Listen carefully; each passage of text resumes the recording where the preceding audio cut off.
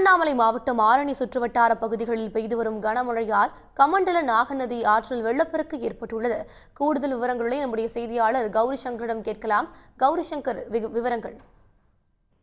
வேலூர், திருவண்ணாமலை மாவட்டங்களில் கடந்த ஒரு வார காலமாக தொடர் மழை பெய்து வருகிறது. பகல் நேரங்களில் வெயில் வாட்டி வதைத்தாலும் இரவு நேரங்களில் தொடர்ச்சியாக மழை பெய்து வருகிறது. அதன் காரணமாக ஜவ்வாதுமலை அடிவாரத்தில் கடுமையாக மழை பெய்து வருவதால் ஆரணி கமண்டல நாகநதி ஆற்றில் வெள்ளப்பெருக்கு எடுத்து ஓடுகிறது. இதனால் ஒரு 45க்கும் மேற்பட்ட ஏரிகள் நிரம்ப வாய்ப்புள்ளது. இதனால் ஒரு 500க்கும் மேற்பட்ட பாசன வசதி பெறும் விளைநிலங்கள் பாசன வசதி பெறும். இந்த வெள்ளப்பெருக்கால் ஆற்றோரம் உள்ள மக்களுக்கு வெள்ள அபாய எச்சரிக்கை விடப்பட்டுள்ளது.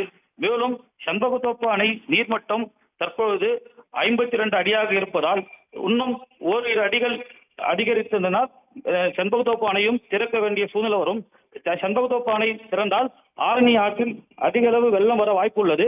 அந்த வெள்ளம் வந்தால் கரையோர மக்களுக்கு வெள்ள அபாய எச்சரிக்கை விடப்பட்டுள்ளது.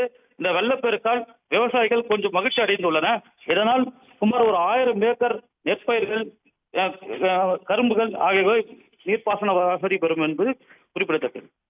விவரங்களுக்கு நன்றி கௌரி சங்கர்.